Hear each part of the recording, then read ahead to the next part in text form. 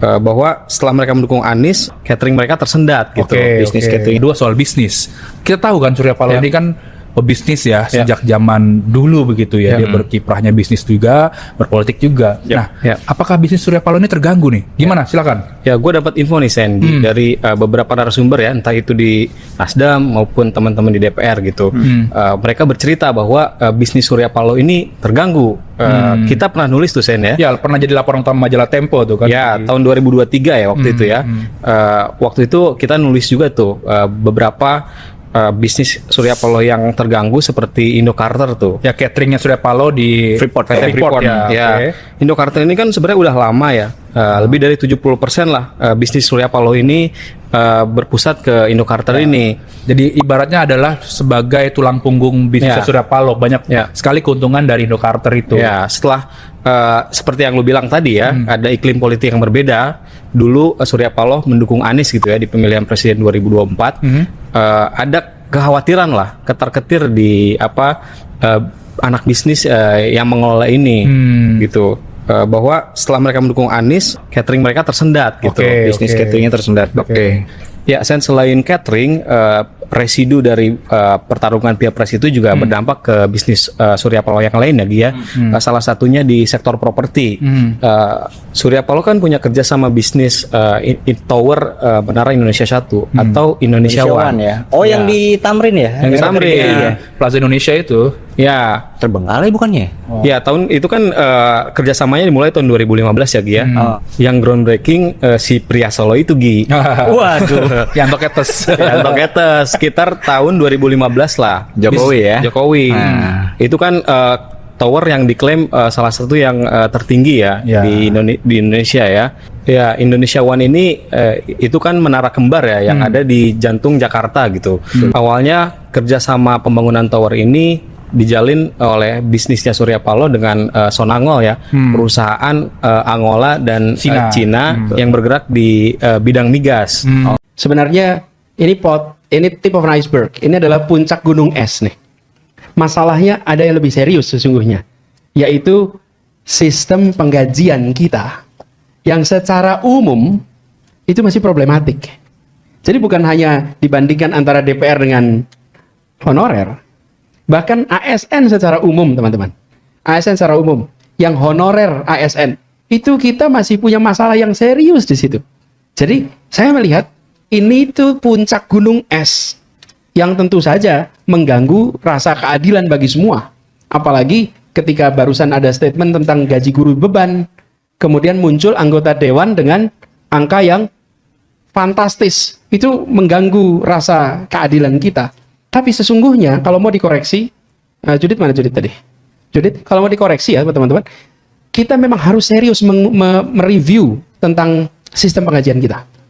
Dan teman-teman, pengkaitan antara kinerja dengan tunjangan kinerja, namanya tukin. Tunjangan kinerja, tapi dibayarkan tanpa melihat kinerja, kan repot itu. Itu kenyataan di banyak tempat. Jadi tukin itu tidak selalu, kalaupun ada itu formalitas. Nah ini teman-teman, PR serius. Jadi Judit, kalau di dalam public policy itu, ketika mau melakukan reform, salah satu faktor yang bisa membuat reform itu terjadi namanya momentum. Oke? Dalam policy making ada namanya orang-orang yang mau mengusung sebuah policy. Misalnya mengusung tentang perubahan sistem penggajian. Ini adalah momentum untuk dibawa. Dan bagi yang mau mengubah pemegang kewenangan nih, apakah presiden, apakah Kementerian Keuangan, atau Kemenpan RB, atau BKN, Badan Kepegawaian Negara, ini harus dimanfaatkan sebagai ini momen di mana publik menuntut ada reformasi. Ini masukin di situ. Jadi kita tidak berhenti sama ini nggak adil. Pernyataan mengekspresikan atas kenyataan itu tidak mengubah kenyataan. Dia hanya mengekspresikan perasaan atas kenyataan. Sesudah itu nggak ada perubahan. Tapi kalau ini menjadi momentum, maka ini momentum benar-benar momentum bagus. Dan kita punya PR serius di sini. Kenapa saya katakan PR ini? Kenapa? Karena ini muaranya pada korupsi. Korupsi itu salah satunya adalah karena kebutuhan. Ilustrasi, kalau gaji Anda yang normal hanya cukup untuk hidup 20 hari, terus 10 hari berikutnya hidup pakai apa? Ini akan menimbulkan korupsi karena kebutuhan di situ. Lalu di depan mata ada kesempatan. Di satu sisi ada kebutuhan 10 hari nggak bisa hidup. dan ada kesempatan. Nah, masuk tuh. Tapi kalau diberesin, maka kebutuhan terpenuhi, ada kesempatan. Nah, ini di sini kemudian rule of law masuk. Di sini soal ketaatan, kepatuhan, konsekuensi itu akan masuk. Satu unsur penting dalam good governance adalah bagaimana korupsi bisa dihilangkan. Pemberantasan korupsi dituntaskan. Dan itu mulai dari mana komitmennya harus tinggi dari paling puncak sampai ke bawah. Korupsi minimal 3. Korupsi karena kebutuhan, korupsi karena keserakahan, dan korupsi karena sistem.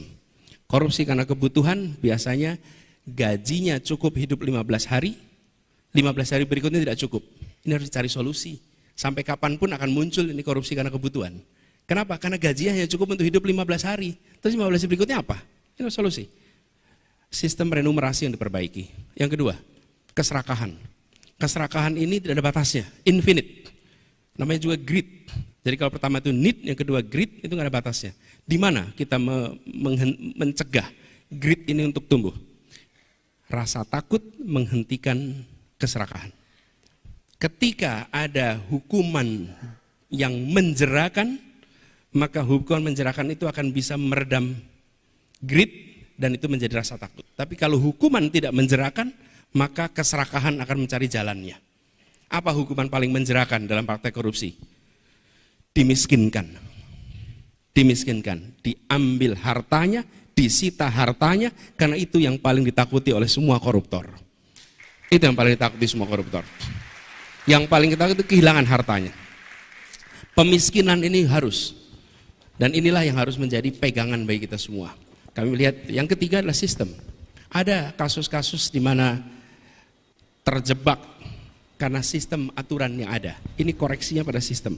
Jadi membereskan soal korupsi, kami melihat ada 3 akar yang harus dibereskan di situ. Tidak hanya soal penangkapan, tidak hanya soal kalimat pencegahan, tapi akar masalahnya, need, greed, sama sistem. Kalau Halo teman-teman, jumpa bersama saya di Politik Dangi teman-teman. Ini sangat menarik sekali ya. Menariknya adalah ketika Tempo, teman-teman, Bocor Halus Tempo ini membuat sebuah pernyataan ya tentang investigasi mereka terkait dengan Partai Nasdem dan Surya Paloh. Ya.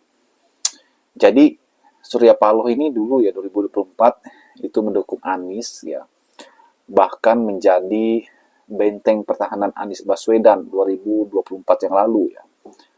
Bagaimana Surya Paloh pada saat itu adalah koalisi pemerintah Jokowi, teman ya. Bahkan pada saat itu orang kepercayaannya Jokowi, Surya Paloh ini.